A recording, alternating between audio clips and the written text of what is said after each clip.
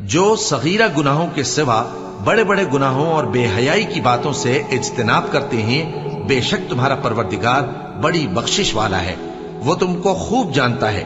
جب اس نے تم کو مٹی سے پیدا کیا اور جب تم اپنی ماؤں کے پیٹ میں بچے تھے تو اپنے آپ کو پاک صاف نہ جتاؤ، جو پرہیزگار ہے وہ اس سے خوب واقف ہے۔ بھلا تم نے اس شخص کو دیکھا جس نے منہ پھیر لیا اور تھوڑا سا دیا پھر ہاتھ روک لیا؟ کیا اس کے پاس غیب کا علم ہے کہ وہ اسے دیکھ رہا ہے؟ کیا جو باتیں موسیٰ کے صحیفوں میں ہیں ان کی اس کو خبر نہیں پہنچی؟